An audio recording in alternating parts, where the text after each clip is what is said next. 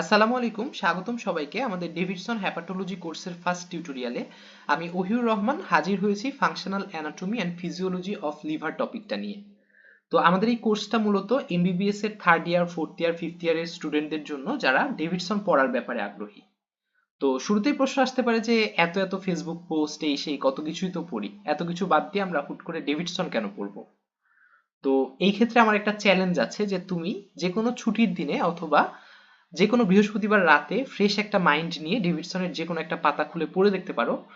যদি wow material না পাও সেই ক্ষেত্রে আমি এই চ্যালেঞ্জে হেরে যাব। অর্থাৎ প্রত্যেকটা পেজে একটা না একটা ওয়াও ম্যাটেরিয়াল আছে, তাহলে এই বইটা আসলে কতটা ইন্টারেস্টিং আমরা এটা পড়লেই বুঝতে পারবো, এবং এটা আমাদের জন্য কতটা গুরুত্বপূর্ণ এটা আর বলার অপেক্ষা রাখে না, এটা আমরা অলরেডি জানি। এটা একটা ব্যাপার। আর দ্বিতীয় ব্যাপার হচ্ছে যে আমাদের মাথায় অনেক সময় কিছু চমকপ্রদ প্রশ্ন আসতে পারে। যেমন একটা প্রশ্ন হচ্ছে যে লিভারের ভেতরে তো বাইল তৈরি হয়, ঠিক না? লিভারের ভেতরে বাইল তৈরি হয় এবং সেটা সিক্রিট হয় কোথায়? ইন্টেস্টাইনে। এখন এখানের যে কানেকশন, এটা দেখে কি কখনো মনে হচ্ছে যে বাইলটা এখান থেকে তৈরি হয়ে গল ব্লাডার পর্যন্ত পৌঁছাবে? তাহলে গল ব্লাডারে এসে পৌঁছায় কিভাবে? আমরা তো জানি যে গল ব্লাডারের ভেতরে বাইলটা স্টোর থাকে। তো গল ব্লাডারে লিভার থেকে বাইলটা গল ব্লাডার পর্যন্ত যায় কিভাবে? তো এই ধরনের কিছু চমকপ্রদ প্রশ্ন, কিংবা আমাদের মাথায় প্রশ্ন আসতে পারে যে কমন বাইল ডাক্টে স্টোন হলে ব্লিডিং কেন হবে বা কোয়াগুলোপ্যাথি কেমন হবে? এই ধরনের কিছু চমকপ্রদ প্রশ্নের উত্তর কিন্তু আমরা মেইন বই পড়লেই পাবো। অর্থাৎ আমি যে শুধু ডেভিডসনের কথা বলছি মানে যে ডেভিডসন সেটা না, ডেভিডসন হোক, বেইলি লাভ হোক, যে কোনো মেইন বই পড়লে এরকম কিছু চমকপ্রদ প্রশ্নের আনসার আমরা পেতে পারি। এই জন্য ডেভিডসন পড়াটা খুবই ইম্পর্টেন্ট। এরপরে অনেকে বলবে যে হ্যাঁ ইম্পর্টেন্ট, এটা তো বলার অপেক্ষা রাখে না, আমি নিজেও জানি ইম্পর্টেন্ট, আমি পড়তে চেষ্টাও করি, কিন্তু পড়া হয়ে ওঠে না। তো তাকে আমি বলবো যে হ্যাঁ, পড়া হয়ে ওঠে না বলেই আমাদের এই কোর্সটা, যেখানে আমরা হ্যাপাটোলজিকে 11টা ক্লাসে ভাগ করেছি, এবং প্রত্যেকটা ক্লাসের সাথে সাথে তুমি যদি ডেভিডসনের 5 পেজ করে রিডিং পড়তে পারো, তাহলে 11 দিনের মধ্যে বা 11 ক্লাসের মধ্যে হ্যাপাটোলজিকে কিন্তু আস্তে আস্তে আমরা আত্মস্থ করতে পারবো। তো আর কথা না বাড়িয়ে চলো শুরু করা যাক। আমি আজকে 862 থেকে 865 পেজ পর্যন্ত পড়ার চেষ্টা করব। তো এই ক্ষেত্রে শুরুতেই দেখা যাচ্ছে একটা কাঁঠাল। কারণ আমাদের ফার্স্ট ইয়ারে শাকিরা ম্যাম একটা কথা বলতেন যে ইনফিরিয়র ভেনা কাভার সাথে হেপাটিক ভেইন দিয়ে একটা 1.5 কেজির কাঁঠাল ঝুলে আছে, অর্থাৎ তিনি লিভারকে কাঁঠালের সাথে তুলনা করতেন। তো বিষয়টা আমার কাছে বেশ মজার লাগতো, এই জন্য এখানে নিয়ে আসলাম। তো লিভারের ওজন হচ্ছে 1.2 থেকে 1.5 কেজি। এরপর আমরা একটু ব্লাড সাপ্লাইটা দেখবো। তো এখানে স্লাইড দেখে ভয় পাওয়ার কিছু নাই যে এত বেশি স্লাইড লেখা আছে, আমি আসলে ছবি ডেসক্রাইব করার চেষ্টা করব, স্লাইড রিডিং পড়বো না বা স্লাইড ডেসক্রাইব করার চেষ্টা করব না। তারপরেও ডেভিডসনে যে কথাগুলো লেখা আছে সেগুলো আমি স্লাইডে লেখার চেষ্টা করেছি।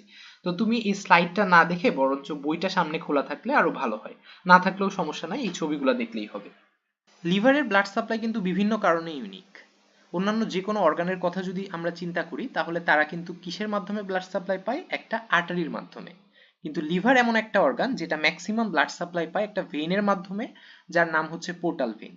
আমরা সবাই জানি যে স্প্লিন থেকে আসা স্প্লেনিক ভেইন এবং জিআইটি থেকে আসা সুপিরিয়র মেজেন্ট্রিক ভেইন, এই দুইটা ইউনাইট করে কিন্তু পোর্টাল ভেইন তৈরি হয়। এটার মাধ্যমে সে নিউট্রিয়েন্ট সাপ্লাই পেতে পারে। স্প্লিনে আরবিসি ডিস্ট্রাকশনের পরে যে বিলিরুবিন তৈরি হয়, বিলিরুবিনটাও এই দিক দিয়ে যেতে পারে। কিংবা যে কোনো টক্সিন কেউ যদি খেয়ে ফেলে, সেটাও এই পোর্টাল ভেইন দিয়েই চলে যেতে পারে।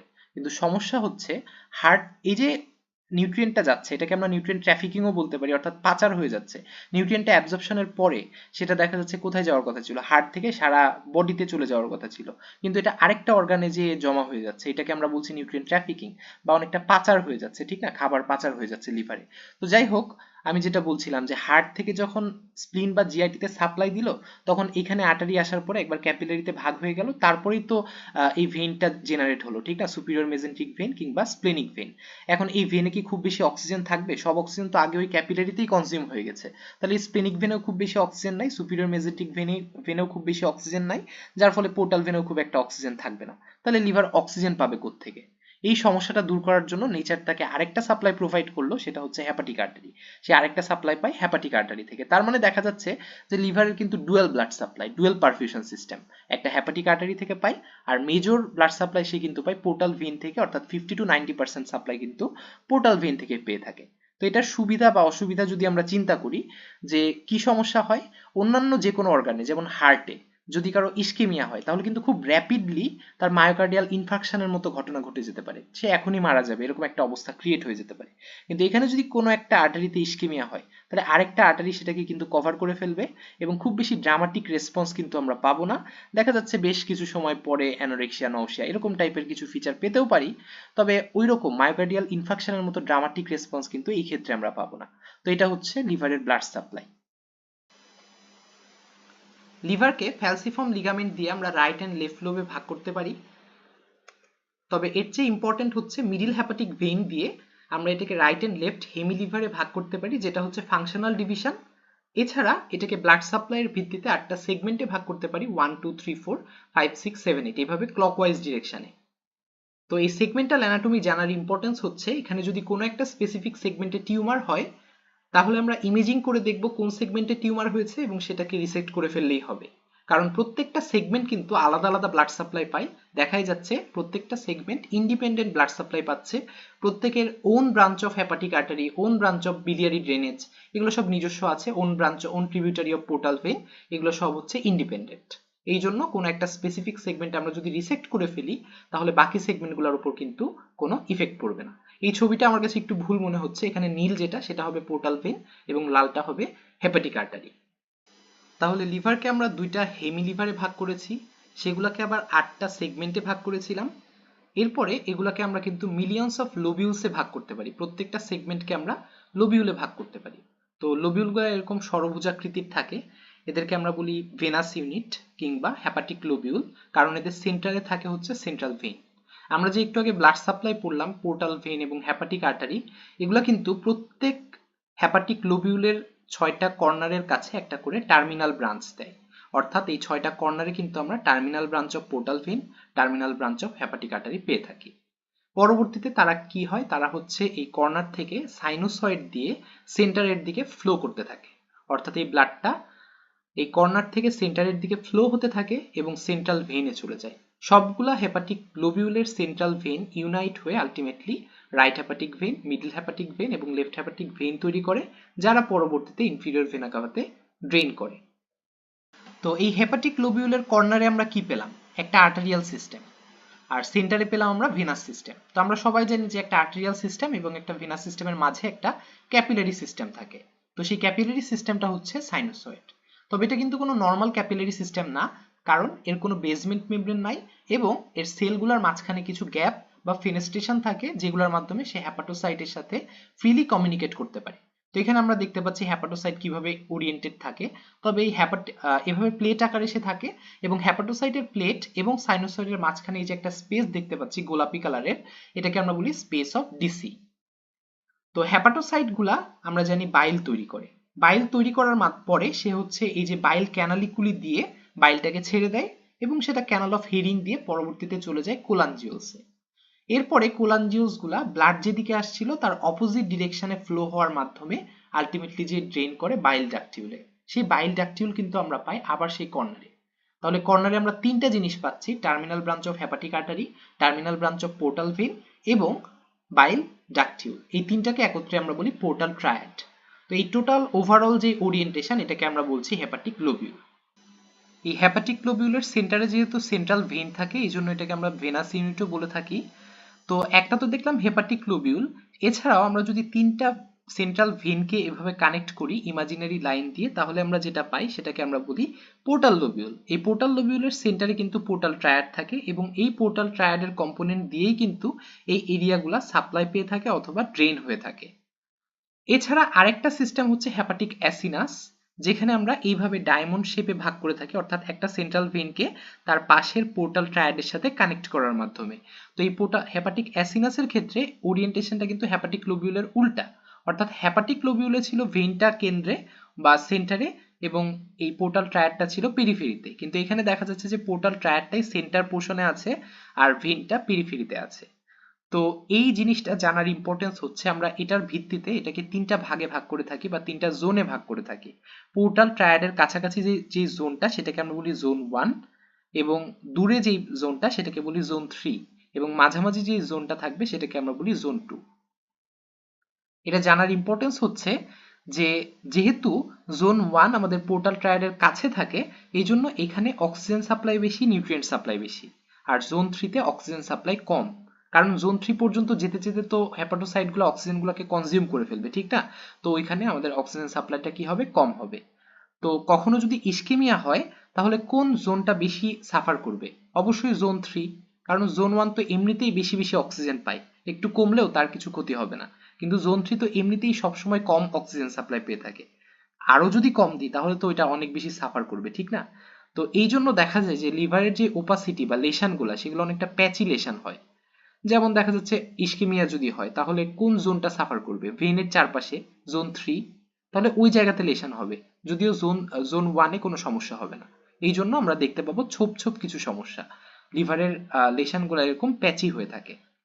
আরেকটা ব্যাপার হচ্ছে যে কখনো যদি টক্সিন আসে, টক্সিন মিডিয়েটেড ইনজুরি কোথায় বেশি হবে?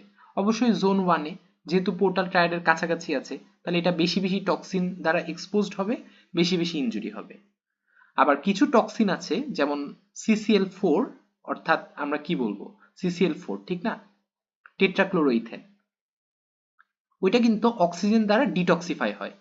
তাহলে জোন 1-এ যখন ওইটা আসবে, তখন এখানে বেশি বেশি অক্সিজেন দ্বারা এটা ডিটক্সিফাই হয়ে যাবে, তো ওইটা খুব একটা ইনজুরি করতে পারবে না। কিন্তু জোন 3-তে যেহেতু অক্সিজেন কম, ডিটক্সিফাই হতে পারবে না এবং ওই জায়গাতে সে কিন্তু ইনজুরি করবে। তো এইভাবে আমাদের জোন ভাগ করার কিছু ইম্পর্টেন্স আমরা দেখলাম। এই ফিগারে আমরা হ্যাপাটিক লোবিউলের যে ওরিয়েন্টেশন সেটা দেখতে পাচ্ছি, লিভারের সাথে আদার অর্গানের অ্যারেঞ্জমেন্ট দেখতে পাচ্ছি, এবং ব্লাড ফ্লো বা বাইল ফ্লুয়ের যে ডিরেকশন, আমি আগেই যেটা বলেছি যে পেরিফেরি থেকে সেন্টারের দিকে যায় ব্লাড, আর সেন্টার থেকে পেরিফেরির দিকে যায় বাইল, এটা আমরা আগেই দেখে ফেলেছি। এবং আমাদের যে হ্যাপাটিক অ্যাসিনাসকে আমরা 3টা জোনে ভাগ করেছিলাম, জোন 1, জোন 2, জোন 3। জোন 1 কে বলা হয় পেরিপোর্টাল, কারণ এটা পোর্টাল ট্রায়াডের চারপাশে থাকে। আর জোন 3 কে আমরা বলি পেরি সেন্ট্রাল, কারণ এটা সেন্ট্রাল ভেনের চারপাশে থাকে। তো সেন্ট্রাল ভেনের চারপাশে যেটা থাকে সেটা ব্লাড সাপ্লাই কম থাকার কারণে এখানে ইসকেমিক ইনজুরি বেশি হয়, এবং আমাদের জোন 1 বা পেরিপোর্টাল রিজনে টক্সিন মিডিয়েটেড ইনজুরি বেশি হয়।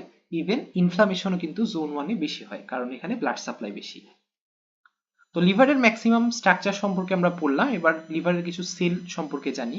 লিভারের 80% সেলই কিন্তু হ্যাপাটোসাইট, বাকি 20% আরো বিভিন্ন ধরনের সেল থাকে, যেমন এই যে সাইনোসয়েডের যে এন্ডোথেলিয়াল সেল সেগুলো থাকে, বা বিভিন্ন ইমিউন সিস্টেমের সেল থাকে, যেমন কাফার সেল বা ম্যাক্রোফেজ।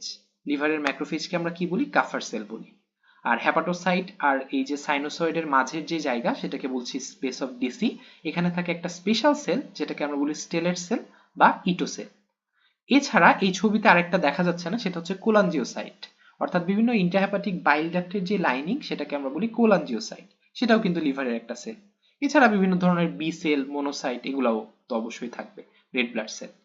তো একটা কথা না বললেই না যে স্টেলেট সেলের 4টা ফাংশন, 4টা স্পেশাল ফাংশন সম্পর্কে আমি বলবো। প্রথম ফাংশন হচ্ছে সে ভিটামিন ডি কে স্টোর করে। সেকেন্ড ফাংশন হলো সেটা লিভারের যে ব্লাড ফ্লো সেটাকে নিয়ন্ত্রণ করে। থার্ড হচ্ছে কাফার সেলের পাশাপাশি এই স্টেলেট সেলও কিন্তু ইমিউনোলজিক্যালি অ্যাক্টিভ, অর্থাৎ প্যাথোজেনের এগেনস্টে কিন্তু এটা ডিফেন্স মেকানিজমে হেল্প করে।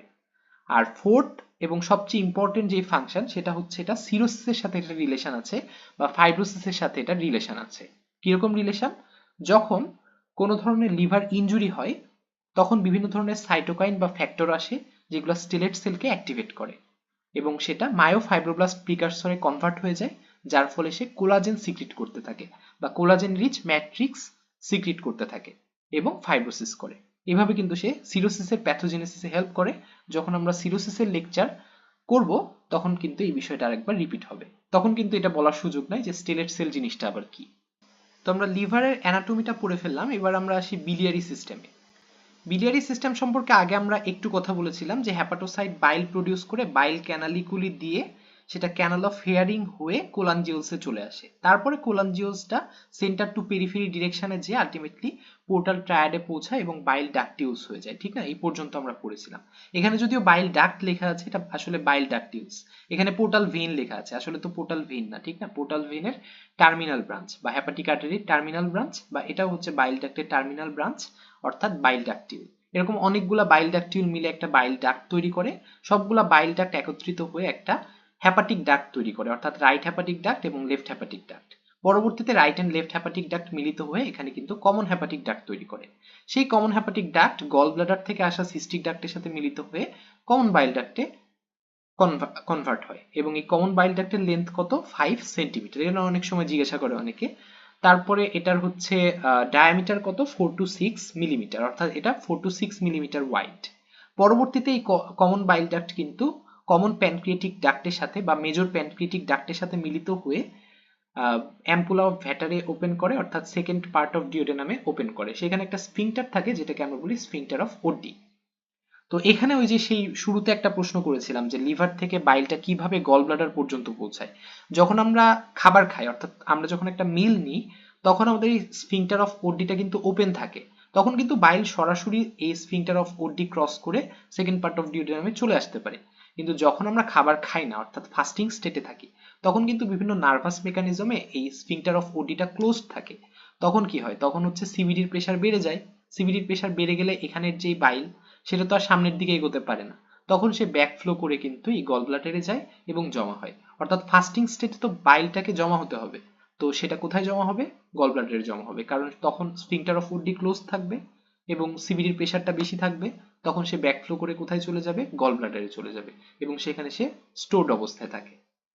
গল ব্লাডার কিন্তু বাইলকে শুধু স্টোরই করে না, বরঞ্চ এটাকে 10 টাইমস পর্যন্ত কনসেন্ট্রেটও করতে পারে। অর্থাৎ সে ওয়াটার এবং ইলেকট্রোলাইটকে রিঅ্যাবজর্পশন করার মাধ্যমে বাইলটাকে কনসেন্ট্রেটও করে ফেলে। এখন এই গল ব্লাডার কিভাবে বুঝবে যে কখন তাকে বাইলটাকে ছাড়তে হবে? সবসময় তো আর স্টোর করে রাখলে হবে না, খাবার খেলে তো তাকে ছাড়তে হবে। তো সে কিভাবে বুঝবে যে মানুষটা খাবার খেলো কিনা? তো এটা বুঝার সিস্টেম হচ্ছে যে যখন আমরা খাবার খাই তখন ভ্যাগাস নার্ভের উপর প্রেসার পড়ে, অর্থাৎ ভ্যাগাল স্টিমুলেশন হয়। তো এই গল ব্লাডারের ভ্যাগাস নার্ভের সাপ্লাই আছে যেটা তাকে কন্ট্রাক্ট করায়। অথবা যখন খাবারটা ডিওডেনাল মিউকোসাতে আসে, তখন ডিওডেনাল মিউকোসা কিন্তু কোলেসিস্টোকাইনিন রিলিজ করে ব্লাডে। তো সে ব্লাড সাপ্লাইয়ের মাধ্যমে যখন কোলেসিস্টোকাইনিনটা পায়, তখন বুঝে যে আমাকে কন্ট্রাক্ট করতে হবে। ওই কোলেসিস্টোকাইনিনটা তাকে বিভিন্ন রিসেপ্টরের মাধ্যমে কন্ট্রাক্ট করায়, তখন বাইলটা হচ্ছে সামনের দিকে ফ্লো করে। আর তখন যেহেতু স্ফিংটার অফ ওডিও ওপেন আছে, তখন বাইলটা সামনের দিকে যেতে পারে। তো এই গল ব্লাডার একটা পিয়ার শেপড অর্গান, যার ফান্ডাসটা টিপ অফ নাইন্থ কোস্টাল কার্টিলেজের সামনে থাকে এবং বডি আর নেক কিন্তু পোস্টেরিয়র মিডিয়ালি থাকে পোর্টা হেপাটিসের দিকে, এবং এটা টোটালটাই দেখা যাচ্ছে যে রাইট হেমিলিভারের নিচে আছে। এবং গল ব্লাডারের যে ডাক্ট সেটাকে আমরা বলি সিস্টিক ডাক্ট। এই সিস্টিক ডাক্টে কিন্তু কিছু ভালভ থাকে যেগুলোকে আমরা বলি ভালভ অফ হেস্টার। তো আমরা যদি কোলাঞ্জিওগ্রাফি করি তখন এরকম বিডের অ্যাপিয়ারেন্স দেখা যাবে সেই ভালভ অফ হেস্টার গুলোর কারণে সিস্টিক ডাক্টকে। কারণ যেখানে যেখানে আমাদের ডাই পৌঁছাবে না সেখানে সেখানে কিন্তু কালো হয়ে থাকবে, আর যেখানে ডাই পৌঁছাবে সেখানে সাদা। এই জন্য এটাকে দেখতে অনেকটা বিডের অ্যাপিয়ারেন্স মনে হয়। তো আমরা অ্যানাটমি পোর্শনটা পড়ে ফেললাম। এখন সবচেয়ে ইন্টারেস্টিং যে পোর্শন সেটা হচ্ছে ফিজিওলজি। ফিজিওলজিতে আমরা লিভারের ফাংশন সম্পর্কে পড়বো। এখানে একটা ছবিতে সব ফাংশনগুলো একসাথে দেখানো আছে, তো আমরা একটা একটা করে পড়ি। প্রথম ফাংশন হচ্ছে মেটাবলিজম। লিভার কিন্তু সবকিছুর মেটাবলিজমে হেল্প করে, অ্যামিনো অ্যাসিড বা প্রোটিন, তারপরে হচ্ছে কার্বোহাইড্রেট, লিপিড, সবকিছুর মেটাবলিজমে হেল্প করে। ইভেন ড্রাগের বায়োট্রান্সফরমেশন কিংবা বিভিন্ন টক্সিনের মেটাবলিজম করতেও হেল্প করে। তো সে কিভাবে প্রোটিনের মেটাবলিজমে হেল্প করে? যখন আমরা প্রোটিন খাই তখন সেটা অ্যামিনো অ্যাসিড হিসেবে জিআইটিতে অ্যাবজর্পশন হবে, লিভার সেটাকে বিভিন্ন প্লাজমা প্রোটিনে কনভার্ট করবে। এই প্লাজমা প্রোটিন যদি না থাকতো তাহলে কিন্তু আমরা ভাস্কুলার স্পেসের অনকোটিক প্রেসারকে মেনটেন করতে পারতাম না, আর ফলে কি হতো, ইডিমা হতো, ঠিক না?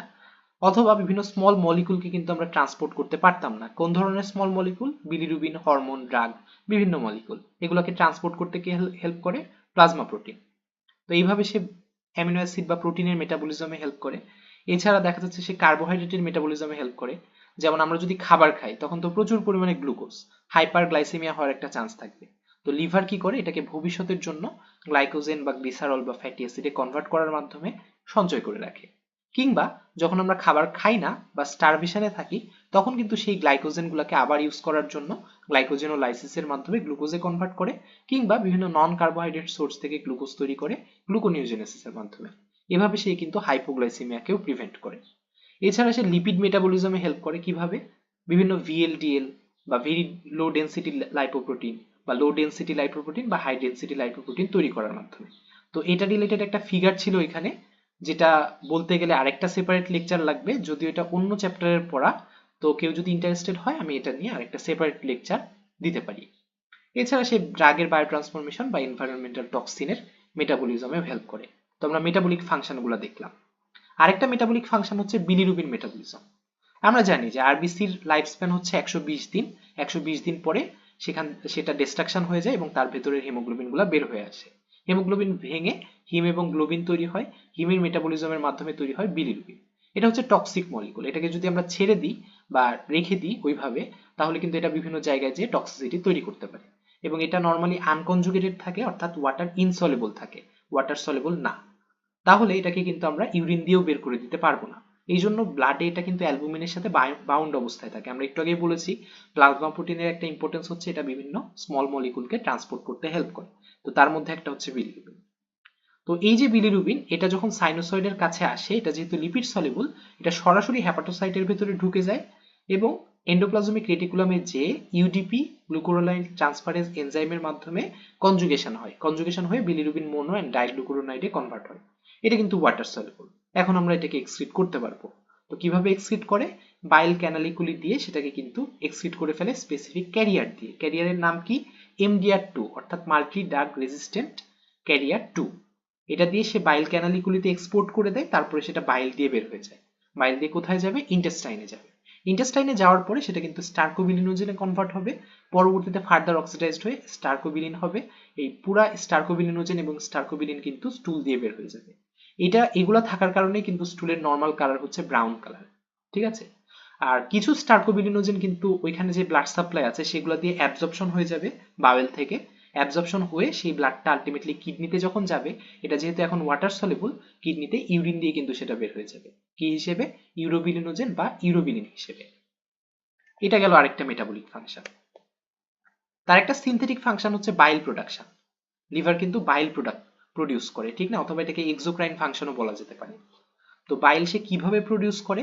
লিভার বা হ্যাপাটোসাইট গুলো কিন্তু বাইল সল্ট প্রডিউস করে, যেটাকে বাইল সল্ট এক্সপোর্ট রিসিপ্টরের মাধ্যমে ক্যানালিগুলিতে পৌঁছায় দেয়। অথবা আমরা যে এখন বিলিরুবিন পড়লাম, বিলিরুবিন হ্যাপাটোসাইটে আসার পরে MDR2 ক্যারিয়ারের মাধ্যমে সেটা কিন্তু বাইল ক্যানালিগুলিতে চলে যায়। MDR2 মানে কি? Multi drug resistant career 2। এটা দিয়ে বাইল ক্যানালিগুলিতে চলে গেল। এছাড়া MDR3 দিয়ে ফসফোলিপিড আসে, কিংবা ABC, এখানে ডি হবে না, ABC G5 or 8 মানে হচ্ছে ATP binding cassette. ATP binding cassette subgroup G5 or 8 দিয়ে সেটা কিন্তু কোলেস্টেরল কিন্তু এই বাইল ক্যানালিগুলিতে আসে। অথবা আরেকটা ক্যারিয়ার আছে ফ্যামিলিয়াল ইন্ট্রাহেপাটিক কোলেস্টেসিস 1, অথবা এটাকে এখন ATP8B1 ও বলা হয়ে থাকে। এটা দিয়ে আসে কে? ফসফাটাইডাইল সেরিন। এটা যে বলছি এটার ইম্পর্টেন্স আছে কিন্তু, কারণ ফসফাটাইডাইল সেরিন কি করে? এটা হচ্ছে বাইল ফ্লোতে হেল্প করে। এখন এটা যদি না থাকতো তাহলে বাইল ফ্লো হতো না, এক জায়গায় জমা হয়ে থাকতো। সেটাকে আমরা কি বলি? কোলেস্টেসিস বলি। তাহলে কখনো যদি এই ক্যারিয়ারটা জেনেটিক মিউটেশন হয়ে যায়, তখন তার এই ক্যারিয়ারটা ঠিকঠাক মতো কাজ করতে পারবে না, তখন তার ফসফাটাইডাইল সেরিন আসবে না, তখন কি হবে না? বাইল ফ্লো হবে না। এটাকে আমরা বলি ইন্ট্রাহেপাটিক কোলেস্টেসিস। তখন ওই চিলড্রেনের ফ্যামিলিয়াল ইন্ট্রাহেপাটিক কোলেস্টেসিস হবে, অথবা বিনাইন রিকারেন্ট ইন্ট্রাহেপাটিক কোলেস্টেসিসের মতো ডিজিজ কিন্তু হতে পারে। তাহলে আরেকটা ফাংশন আমরা কি পড়লাম? Bile production. একটা হচ্ছে মেটাবলিক ফাংশন, বিলিরুবিন মেটাবলিজমেও হেল্প করে। মেটাবলিকের মধ্যে কি কি আছে? Carbohydrate, protein, lipid, drug, toxin, bilirubin. আর একটা প্রোডাকশন সে কি করলো? বাইল প্রোডাকশন করলো। লিভারের আরেকটা সিনথেটিক ফাংশন হচ্ছে ক্লটিং ফ্যাক্টর প্রডিউস করা। এরাও এক ধরনের প্রোটিন। তো এই ক্লটিং ফ্যাক্টর বা কোয়াগুলেশন ফ্যাক্টরগুলোর নর্মাল কাজ কি? তারা ব্লিডিংকে প্রিভেন্ট করে। কিন্তু আমাদের জন্য এটা একটা সেপারেট কারণে ইম্পর্টেন্ট, সেটা হচ্ছে এই ক্লটিং ফ্যাক্টরগুলোর হাফ লাইফ কিন্তু অনেক শর্ট। তো কোনো কারণে যদি লিভার ইনজুরি হয়, তাহলে তো আর ক্লটিং ফ্যাক্টর প্রডিউস করতে পারবে না। তখন ওই সময়ে থাকা ক্লটিং ফ্যাক্টর খুব তাড়াতাড়ি, খুব শর্ট টাইমের মধ্যে কিন্তু শেষ হয়ে যাবে, কারণ তার হাফ লাইফ অনেক অল্প। তো আমরা যদি ক্লটিং ফ্যাক্টর লেভেলটা চেক করে দেখি, খুব অল্প সময়ের মধ্যে আমরা দেখতে পাবো যে ক্লটিং ফ্যাক্টরের লেভেলটা কিন্তু কমে গেছে লিভার ইনজুরি হওয়ার খুব অল্প সময়ের মধ্যে। এই জন্য এটা কিন্তু র্যাপিডলি রেসপন্সিভ মার্কার হিসেবে কাজ করে থাকে। ক্লটিং ফ্যাক্টরের নাম কি? একটা ক্লটিং ফ্যাক্টরের এক্সাম্পল হচ্ছে প্রোথ্রম্বিন। তো আমরা প্রোথ্রম্বিন টাইম চেক করে দেখতে পারি যে ক্লটিং ফ্যাক্টরটা বডিতে কি পরিমাণ আছে। ক্লটিং ফ্যাক্টর লেভেল কমে গেলে প্রোথ্রম্বিন টাইম কিন্তু প্রলংড হয়ে যায়, এটা আমরা জানি।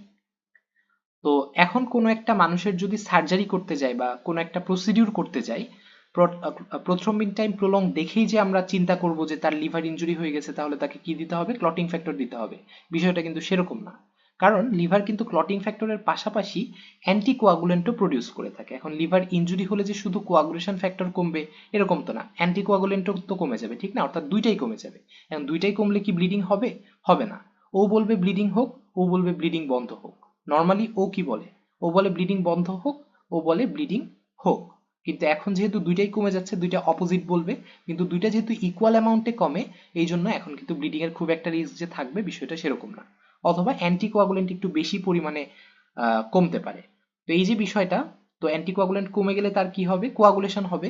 কোয়াগুলেশন হলে কোয়াগুলোপ্যাথি ডেভেলপ করবে, এবং এই বিষয়টাকে আমরা বলি ব্যালেন্সড কোয়াগুলোপ্যাথি, অর্থাৎ দুইটাই সম পরিমাণে কমে যাচ্ছে।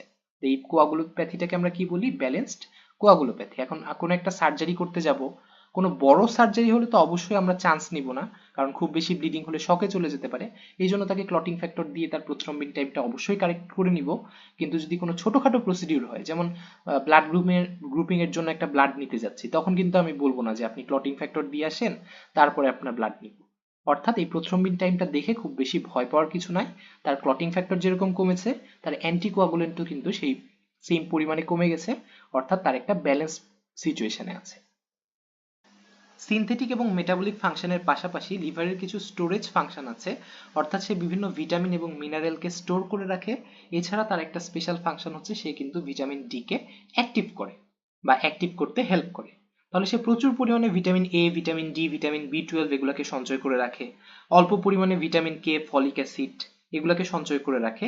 আর আরেকটা বললাম, ভিটামিন ডি কে অ্যাক্টিভেট করতে কিন্তু হেল্প করে।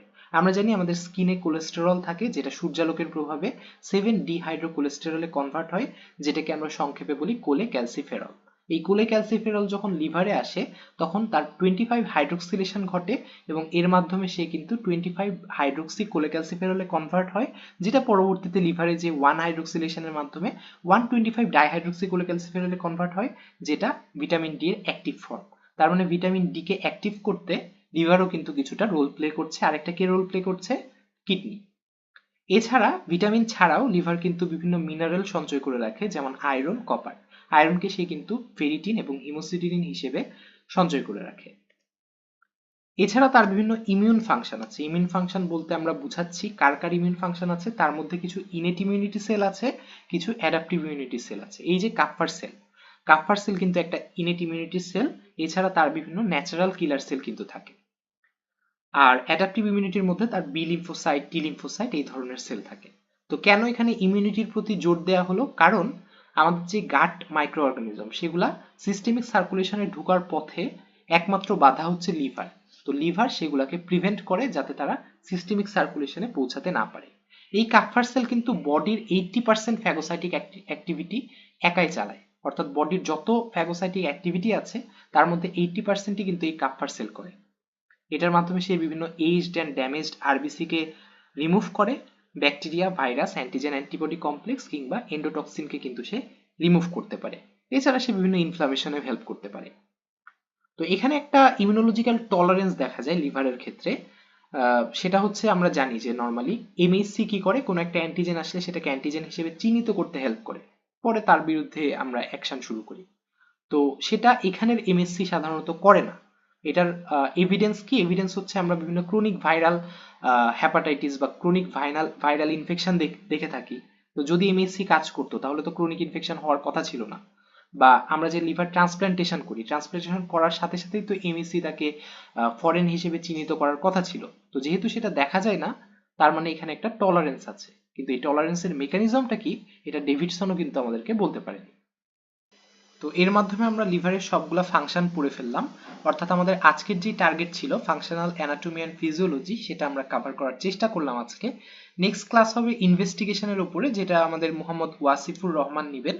তো সে পর্যন্ত সবাই ভালো থাকো আশা করি, এবং আমাদের যে 10 মার্কের এমসিকিউ এক্সামটা আছে সেটা সবাই পার্টিসিপেট করবা, এবং এই চ্যানেলটাকে সাবস্ক্রাইব করে রাখো, যাতে ভবিষ্যতে কোনো ভিডিও কিংবা নতুন কোনো কোর্স থাকলে সেটা নোটিফিকেশন তোমার কাছে পৌঁছে যায়।